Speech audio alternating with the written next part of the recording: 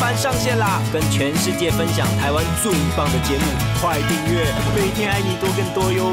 感谢，因为有你们，我们的旅程更精彩哦。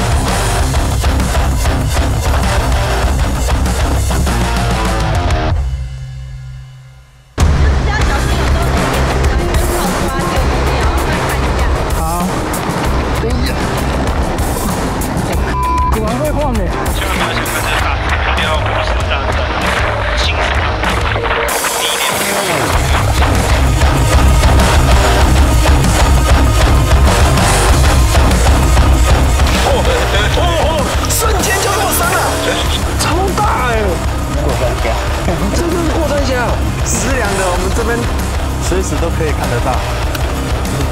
你这夸张，你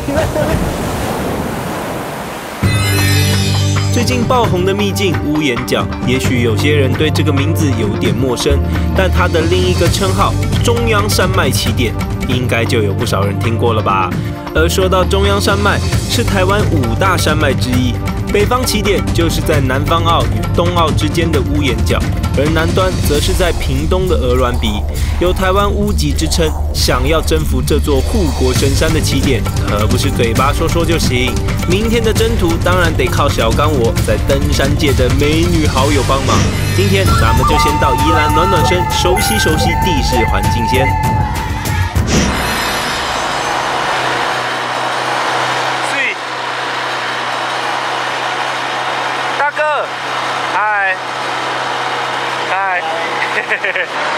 跟着大哥他们来体验一下他们南澳的休闲娱乐，很漂亮。啊，你拢是常常迄安尼，家己出来掠东掠西安尼。他们小拿无看，嘿，我就拢出来叫你啊，谁的啊，掠东掠西安尼。就我第一次在南澳这边这样做这个，算是剔骨啊虾。等下可能会去南澳南溪，虽然今天开始变天变冷了，但是不知道为什么现在就有一种很舒畅，然后又不会太冷的感觉，雨刚好又停了。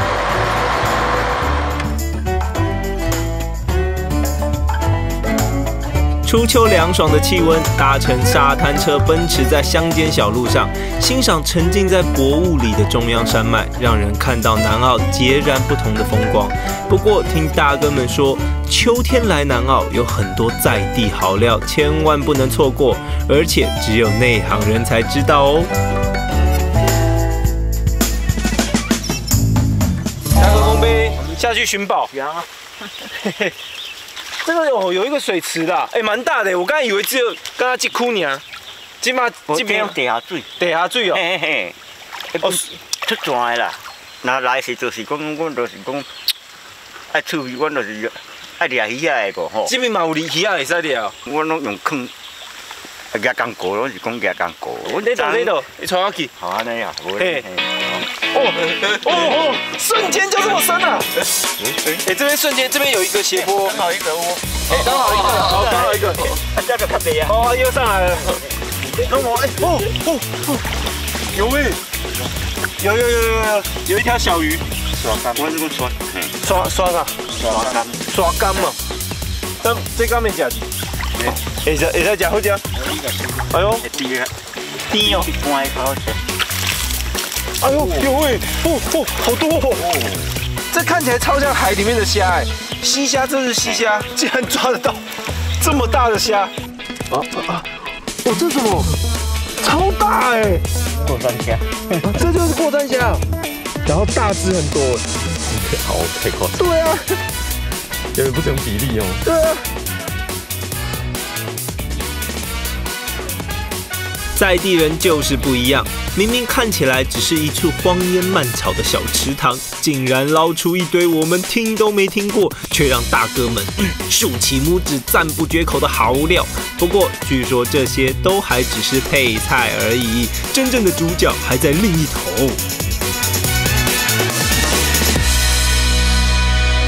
你这边吗？靠边家，刚刚搬的。好，小心这边。好。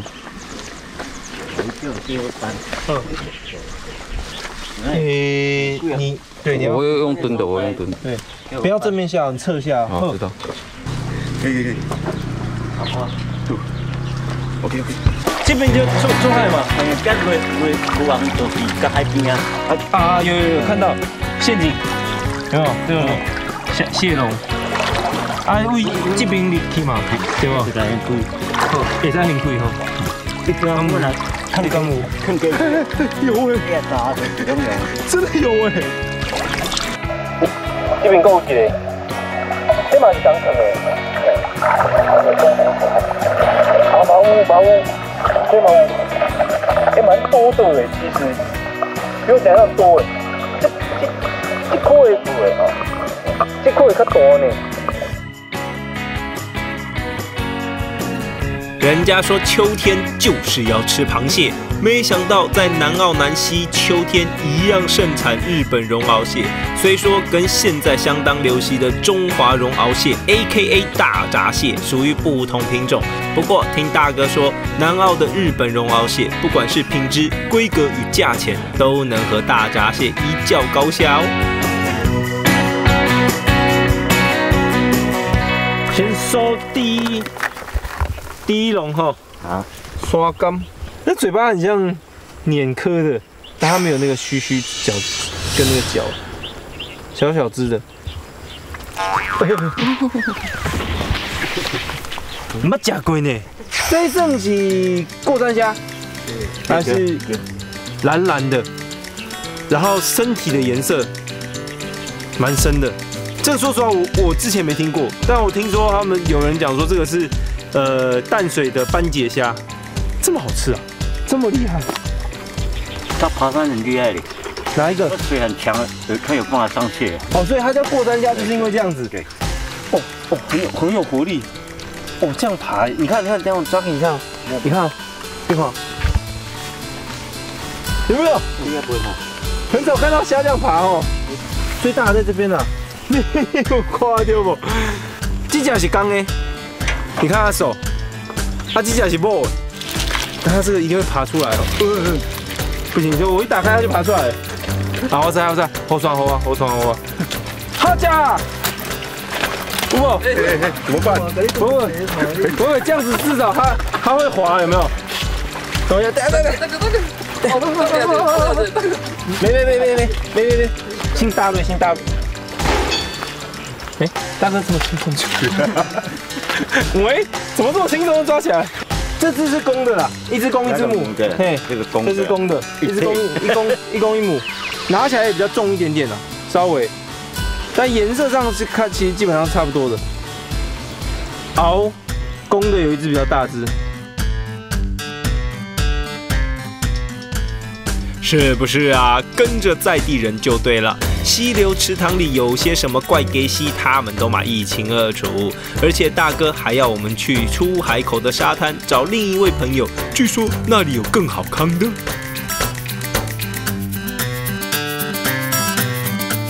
是在出海口对不对？对，就这个出水口这边。好，走。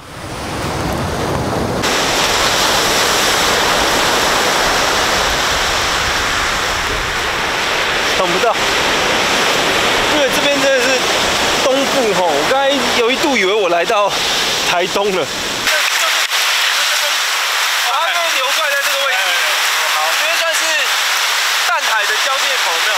它中间这样流过来，然后你一看到水还是这样子往外流，这上来就像刀嘛，哇，你看小小一只，它里面刀哦。刚好也是满满的，这公的。这个番茄要给它咬掉，拿掉，然后这里是，然后这样子就出来了。哦，安尼是多啊口。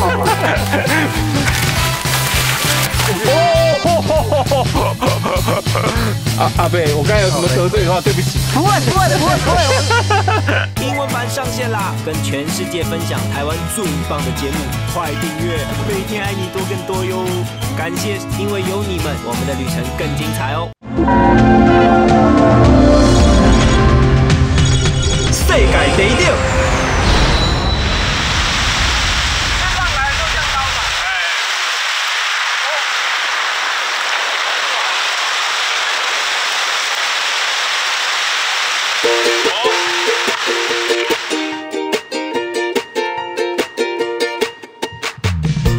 原来东部溪流出海口最常见的布拉吉，也是南澳必尝的经典美食，瞬间勾起小刚我在台东金轮部落的回忆啊！而且一样都很难捞啊！大哥，我们不会又要共估了吧？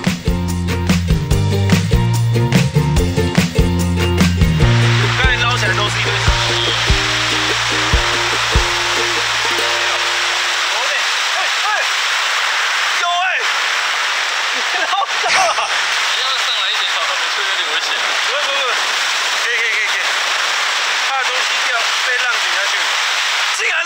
我还在那边抓着一堆石头，哇塞！我刚才心里还在想说，大哥怎么可以这样子背对着浪倒着走？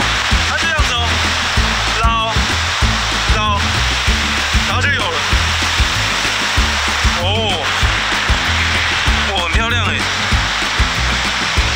这个大概这个叫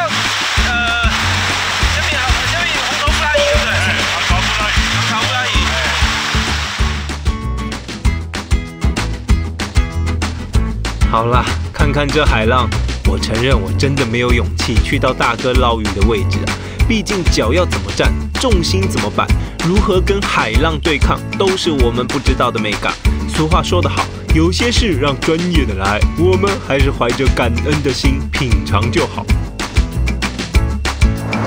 确定不会咸？不会，一定很好吃的，我没有骗你。连蒜头一起吗？哎，辣辣的。非常豪迈。哎，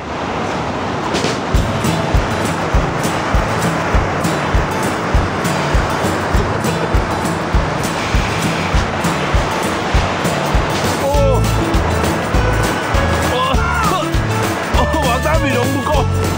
哦，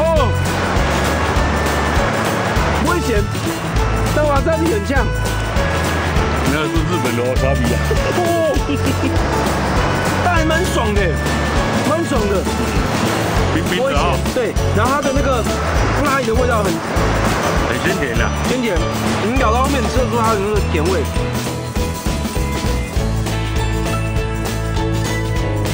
太奢侈了，大家别小看这淡水布拉吉，由于只能靠人工捕捞，所以价格可是不菲。小小一盘要价几百上千也是很有可能的。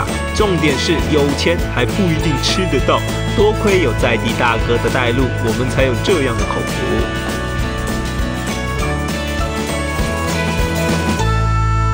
我也蛮好奇这个，没吃过过山虾。对，没吃过过山虾。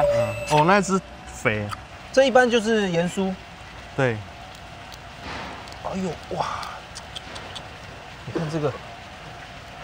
你看这头这边肉有多肥，比那个什么泰国虾啦，还有那个西虾更好吃。这个也是只有在南澳溪这边才。这个一般就是有出海口的溪就有了，但是我们这边的水质干净，对，水质不干净会没有。这也都是你看都是纯野生的哦。就你每次去花东玩啊，一定会经过南澳这边，就车开了就过去了，完全不知道南澳这么多宝啊。对啊，本来就很多宝。哦，很 Q 哦，好香，香又 Q 哦。怎么可以这么好吃？真的好吃啊！它虾味很浓郁。对啊，对啊，很香啊，又浓啊。对啊，因为一般西虾你是要连壳一起吃，你才会觉得哦，这个那个虾的味道才够。对，这个不用啊。我刚才把壳全剥了，我就是想说吃它原本的味道。哇，很浓。这个更极品。这个我也没吃过。有没有？很细啊。哦，就有味。哎。冇臭臭味那呢？高本来就没有味，那个臭臭味啊，吃起来不像鱼哦。说实话，它很像吃鸡肉。有一点，很清淡，很清爽。但它肉质当然不会像鸡肉这样子比较硬，它很绵。对啊，很绵，咬下去很绵。太夸张了！好吃到我都快坐不住了。也许有些朋友知道这些特殊的河鲜野味，但大家别见怪。说实话，小刚我算是个都市怂啊。南澳的隐藏版美食真的太让我惊艳了。这俗称就是日本绒毛蟹，它的锯齿形，有没有？哦，还有一种的，那跟大闸蟹很像哎。对对对，很像。嘿，大闸蟹哦，它那个壳，这个壳哈。它尖尖这个旁边这个尖尖这个，对，它这个有4个锯齿。哦，这边只有3个，这个是3个，对，3个就是我们台湾的毛蟹。大闸蟹是中华绒毛蟹，对，他们是养殖的。哦，养殖的，它这是野生的，这个所以养不起来，因为它这个是区域型的，你养的话会被咬死。所以这个也是算是秋冬最好吃。对对对，哇！你看小小一只，它里面有膏哦，膏也是满满的，这公的是膏。这个做法是你们大姐这边发明，还是南澳这边都是这样吃？没有，只有我们店里这样煮而已。不然一般都是只是蒸一蒸。对对。哇，这个季节就是要吃这个啊！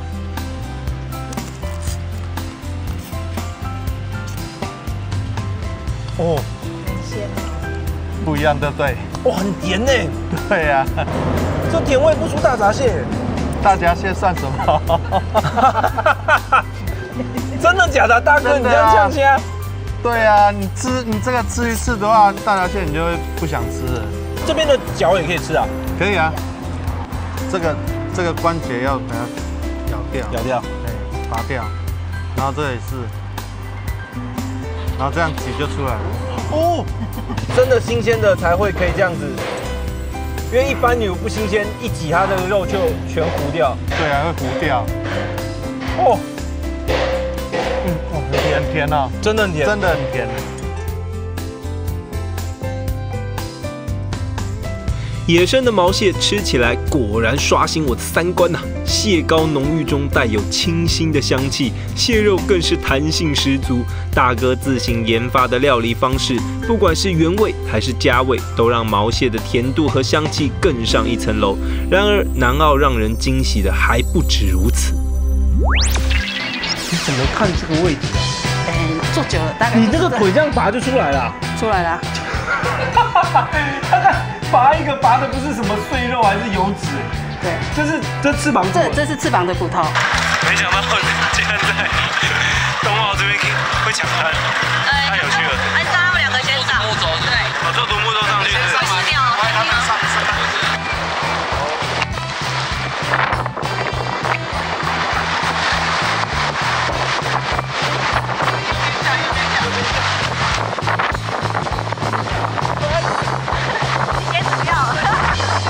英文版上线啦！跟全世界分享台湾最棒的节目，快订阅，每天爱你多更多哟！感谢，因为有你们，我们的旅程更精彩哦！世界第一青毛蟹，1只1斤4两，对，跟昂井一样。对啊，一般我们订都是这个盘子这样一只，哇，野生的这样抓到，对对，野生的。1斤4两什么概念？我没看过，我看过最多，你要是能够叫一箱里面有1只有10两的，那个就不得了，你就知道那个请客的那个10两的，我们这边随时都可以看得到。你这夸张，你真的真的啦，真的啦，什么时候可以看到？端午节前后你过来。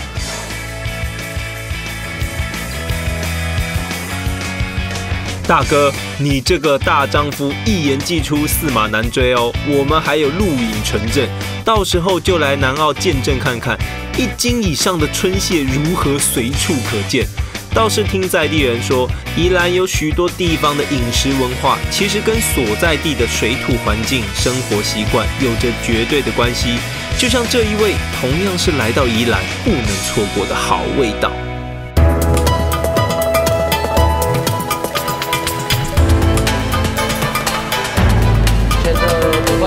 没有改良的话，就是皮比较烂，没有口感。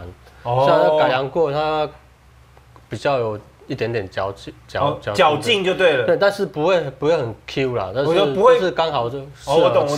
像这个你看到有没有？这个是还没，这就是整只的。整只还没去骨。有骨头的，它以前做法就是有骨头的，熏好就是蒸熟去骨这样子。这个就要用竹片去把它撑开。像我们这样子嘛，它的这个宽度大概比一下，再多一点点嘛，这样子。哦，剪竹片啊？对啊。然后就把它压下去，然后这个就很对。哇，以前这种就常发生，对不对？对啊，很容易就因为比较脆啊，所以它一定要撑在这个位置就对了。对啊，它这边刚好一个凹下去，对，骨头会撑啊。这个它牙齿剖开之后，它一边比较硬，一边比较软。哎，真的。所以是要先撑这个硬的地方，它再撑软的地方，它比较好撑。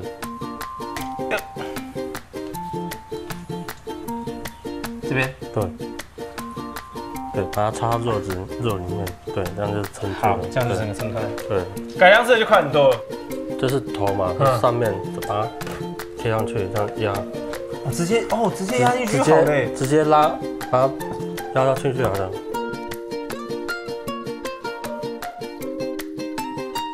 宜兰所在的兰阳平原，由于雨水丰沛，溪流和池塘特别多，也因此早期养鸭业十分盛行。为了长久保存鸭肉，便将鸭肉加以腌制、烟熏，没想到更能将鸭肉的风味凸显出来，价值大增。因此特别取名为鸭赏，代表是值得欣赏的好东西。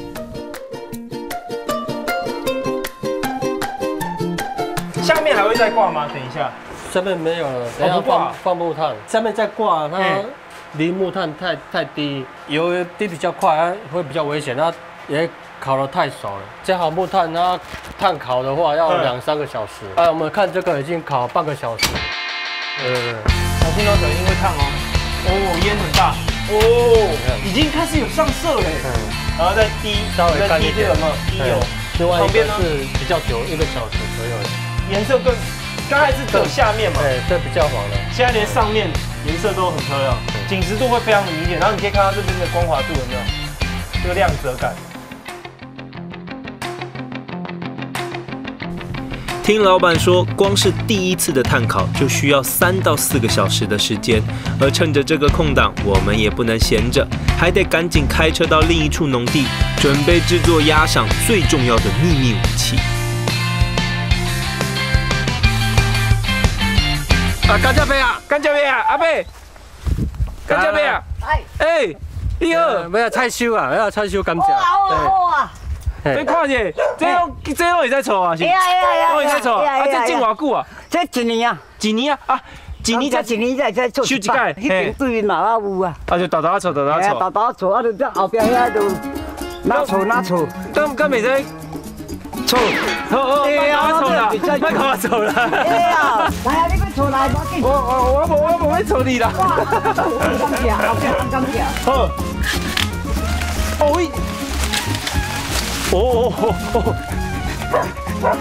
卡住这咩？小心哦，小心哦。安尼就对啊。这。安尼是无法做嘛。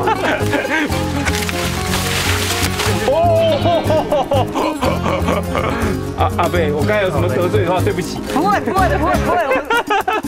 你可以看到这个纤维真的比较粗哦，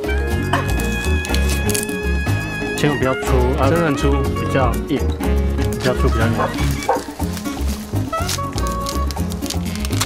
大家都是，它的纤维都是直的啊。对，你砍下去，它这个就直接下去了。它红甘蔗砍下去会跑掉。嗯，哎，这个清甜。嘿。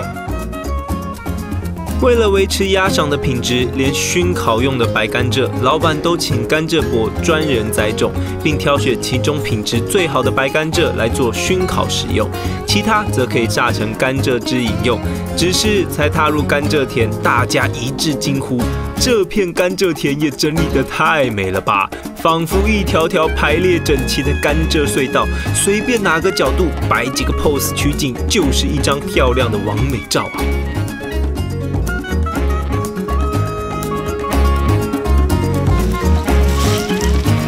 就是这假的啊！哦，白甘蔗哦，白甘蔗汁，哇，原汁原味哦。哎，水，关节的，关节，嘛无臭酸啊嘛无。好，啊，所以讲吼，我一定要提冷冻。嘿，啊，你若无冷冻哦，你甲架起来到半点钟会变乌去。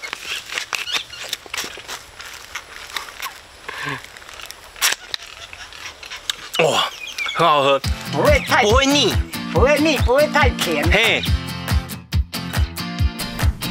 阿贝真的太可爱了啦！喝到这么新鲜清甜的甘蔗汁，才知道为什么老板要选用这里的白甘蔗。回去之后还得将甘蔗剖半，切成刚好的厚度及长度，才能确保甘蔗甜味平均进入鸭肉之中。也因为如此坚持古法，一只鸭都要经过10几个小时的慢工出细活，才能让古法熏制的鸭赏仍受到大众喜爱。就是先把这个筷子拿掉，哎，就是这样子弄了之后，它就会掉下来，它就起来。然后之后就是这两边你一定要这样子划个2刀，因为你要把中间这个骨头哦，把脊椎拿下来。对，你要把这个拿掉，就是要用手这里把它扒开。哎，这样肉不会破？不会，这样，因为它这里还会连住，然后你这样子。剥开之后，因为你尾巴嘛，我们有时候要留整只麦的时候，尾巴要形状要漂亮，所以你尾巴不能破掉。哦，尾椎的部分。对，因为有时候整只麦要整只的才好看。嘿，天气溜溜呢。就是这边，我们这里就把它拔开就可以了。然后这些是什么部位啊？这是那个胸肉，这些都把它弄掉，都把它撕掉就给它。然后到时候再去这4个骨头，我们这样子画下来之后，哇塞，下来，然后这里。你怎么看这个位置啊？做久了大概你那个腿这样拔就出来了。出来了。他在拔一个，拔的不是什么碎肉还是油脂，对，这翅膀骨。这是翅膀的骨头，腿我们是这样画在2刀，画在旁边。对，就是画这样过来，然后一样，都是顺着骨头。其实就是你就是顺着骨头，它这里有骨头，你是顺着这个骨头这样子下来。我跟你讲，大姐的口诀就是，你看一样顺着骨头，对，这是顺着骨头，就是这样子，一样顺着骨头。大姐，你这手法跟古代的庖丁解牛没什么两样吧？而且听老板说，为了方便快速，现在的制程基本上在熏烤之前，鸭子早就已经去完骨。这样的手法已经没有人在使用，可说是即将失传了。帮鸭赏去骨绝对是一门专业技术来的啊。不过老板除了坚持古法之外，创新鸭赏的吃法同样让人惊艳。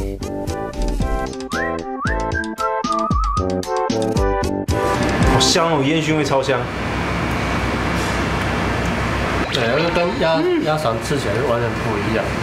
哦，它的微微的酸味跟它，因为它已经是有点蜜饯了嘛，对，然后跟那个甜味，然后跟那个烟熏味，然后跟鸭肉本身的甜味，我不知道就很顺，然后让它整个嘴巴的层次很丰富。我们依然吃的是凉拌鸭肠，依然传统吃法。对。里面拌了香菜、蒜苗，对，蒜苗，最常见。它凉拌跟刚刚我们吃原味吃起来就完全就不一样了。不会咸呢。以前那个中南部人都比较不会吃啦，拿去炒，然后皮会太硬。依然最推荐的唯一的吃法是凉拌会比较好吃的。用牛奥良的香料，然后还有中药材啊。那味道就你知道为什么一定要夹这一块？这块这个鸭的那个皮的那个油脂。其实你要吃它的香，就是它的油脂，它是特别香。对。中药材味道其实不会很重，淡淡的。它主要是它的那个香料味，跟它熏完之后那个香味，再加上它这个天然的鸭油，全新的滋味。坚持古法，勇于创新，让我们看到阿万老板一家3代对于宜兰鸭赏的感情。我想，就算再过100年，这样充满情感的滋味还是会一样迷人的。就像乌岩角的迷人身影，同样吸引着全台甚至全世界痴爱登山攀岩的人们来此挑战自我。我们现在，哎呦，太专业了，这个在准备装备。等一下就有我们登山界的美女3条鱼带着我们，还没醒是不是？对，我真的还没醒。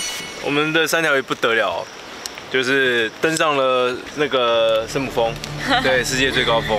然后现在就是一个非常厉害的专业的向导。然后有谁今天要上去要攀岩的要拿装备？但我们这次走海路啦。对，这是走海路。我们考虑器材太多了。对，我们拍摄的关系还有器材。这是岩盔，岩盔啊。对，然后还有攀岩的坐带。我们在沙滩上的时候会再教大家怎么样穿。现在大家都在等我们呢，我们尽量快点。这边大致所有人都要一起出去的。好。这大哥们是去钓鱼的。对，他们是去钓鱼。是去到那边钓鱼吗？还是在？根本不一定，他们会在沿途放各个神奇的角落出现。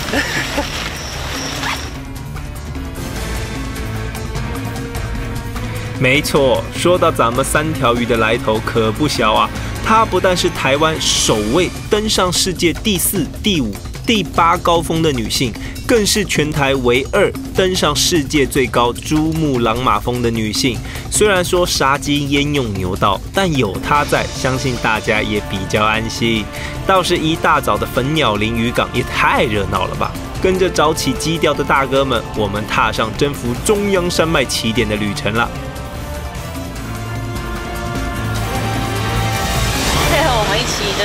跟我们一起带大家攀登啊！这次我叫猴子，他会帮我们架设安全的绳索，因为毕竟屋檐角上面的绳索都已经放很久，就是风吹日晒雨淋，真的你不知道它什么时候断。然后第二个是屋檐角本身它的岩石这些的岩石就很破碎，其实你在爬的时候就会注意到它有些你现在看起来很稳固，对，然后可是你可能抓一下，它会掉下来。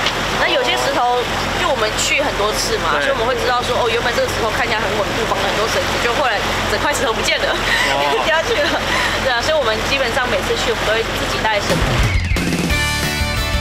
搭乘接驳船只，在夜色中慢慢航向屋檐角。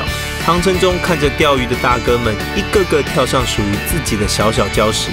老实说，我们都觉得在这种地方钓鱼，怎么好像比攀登屋檐角还来得危险？但或许每个人有着不同的追求，看法自然也就不一样。总之，挑战自我从来不是为了要证明什么，冲着那份写意中的冒险精神罢了。抢滩！所以没想到竟然在东澳这边会抢滩，太有趣了。按照他们2个先上，对，坐独木舟上去，会湿掉，他们上，一定会湿啊。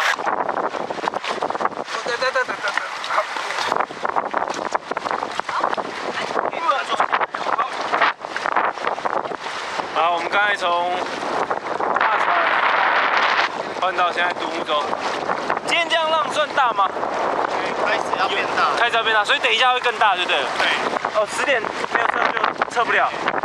那我们这里的海岸地形，它不适合让那样的动力船去靠岸。OK。等一下我们下船的时候是船的右边下船。从船右边是不是？好。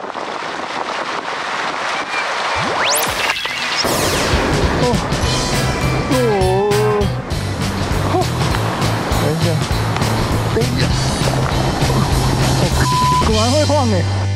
英文版上线啦，跟全世界分享台湾最棒的节目，快订阅，每天爱你多更多哟！感谢，因为有你们，我们的旅程更精彩哦。世界第一等。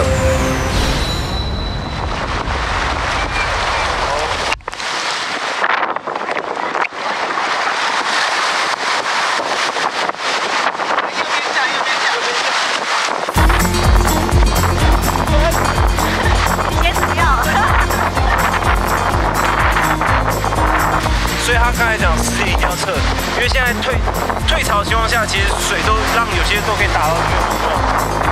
你可以看干的位置，所以他等下如果一涨潮，可能我看这边沙滩就很美。太刺激啦！没想到还没开始攀登，底下的风浪就先来个震撼教育，海浪大到无法让接驳船只靠近。幸好经验老道的三条鱼早有准备，调来2艘独木舟抢滩，才让咱们顺利上岸。穿上装备，仔细聆听三条鱼的操作安全说明后，他与猴子教练随即攀上屋檐角，为我们架设安全绳。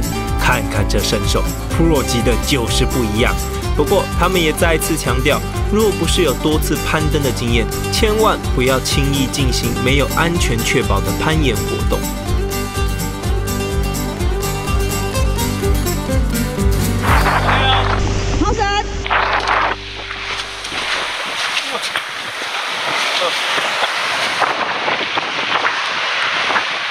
一次一个嘛。可以一次一个。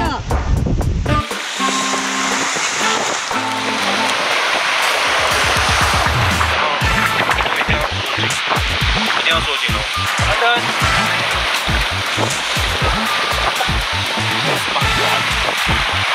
下没关系啊。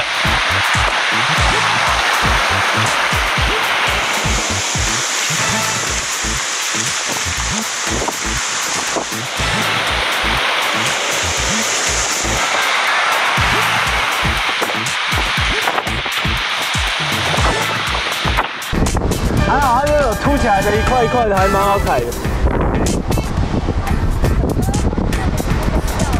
什么东西？就是要小心，有时候这个岩石啊，你就是靠抓就会掉，要再看一下。好。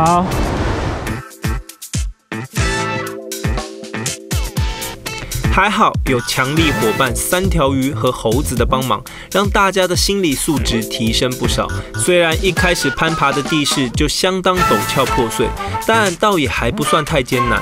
直到中间遭遇较大的裂缝，挑战才真正开始。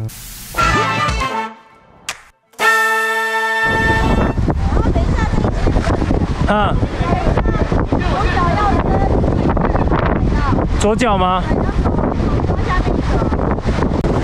他们的绳子尽量不要抓，对不对？他们的绳子尽量不要抓。好。直接往左边，这边。右边对。然后你横向拉一下，踩到你的右脚上。等一下，我先看一下我脚的。哦，落。哦，等一下，等一下。哦，果然会晃哎。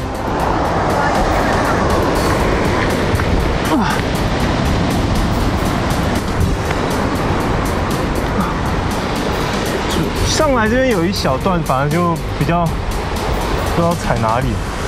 可以往你的左手边吗？可我左手边比较没地方踩啊。有，那边还有一边，有大腿上还有。OK， 好。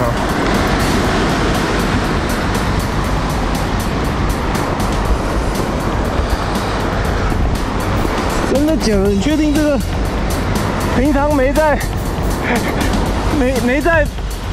运动的不上班族？因为其实这个绳索也不是不能抓，因为我们都有确保，所以也不用怕绳索断掉。哦。来，从这边上来嘛。从这边是不是？脚没地方踩啊。有啊，你踩那个就。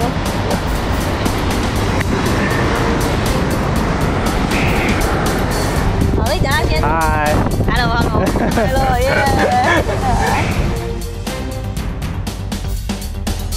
果然，第一个起始点的峭壁，前段只是让你热热身，后段才是真正挑战之处。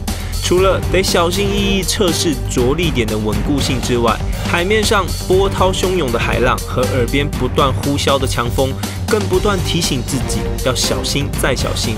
纵使有安全确保，想征服中央山脉的起点，就只能靠自己一步一步往上爬。不难，但就是果然是，就是如果有人怕的话，心理因素反而会大于体能因素。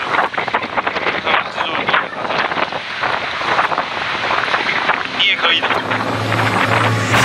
但安全上比较注意的，要对这些对自己来就我觉得不要，千万不要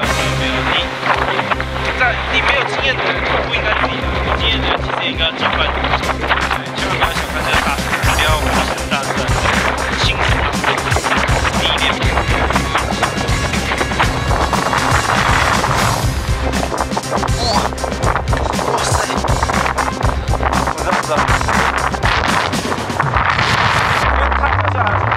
稍微扶一下身体，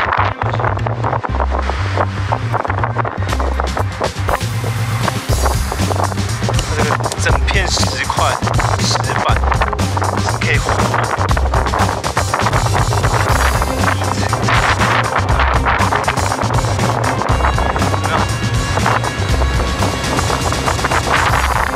所以其实就算在就来这边都不能乱扶，就不能。信任一摸到就觉得它稳了，好像可以，就硬搬，它都会崩落，因为这边的海风啊什么，它的侵蚀性很重，侵蚀度很高。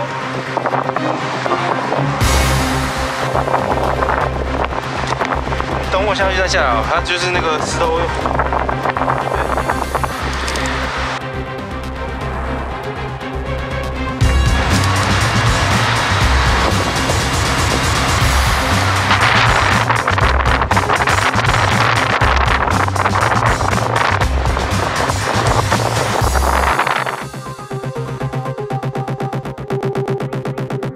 随着零线而上，虽然陡峭程度比不上起攀点的悬崖峭壁，但是整段路线都极为狭窄，而且左右两旁就是大海，恐怖的心理压力比起宽度不到1公尺的追路古道断崖，可是一点都不逊色。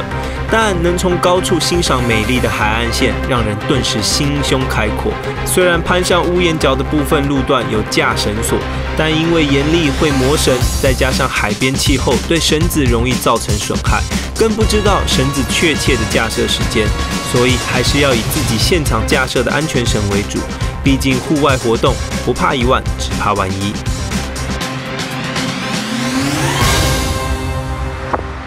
这边是小心哦，小心这边滑。你不要看这旁边好像很多路的，我跟你讲，这个就下去了。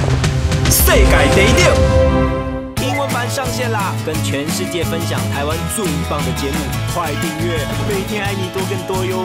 感谢，因为有你们，我们的旅程更精彩哦！世界第6，只是现在被草丛遮住，看不到。我到时候如果是这砍掉这个，你有没有看到这蓝蓝的中间这边下去就海？所以这边其实很像。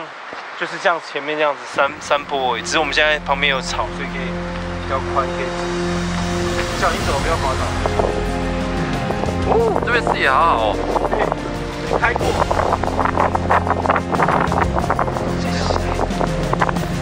这边算是最接终点吧，啊？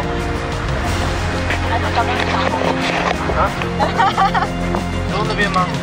可以爬上去啊，但那边小心，那边土是松的，对。这里，你在那边就不懂啊。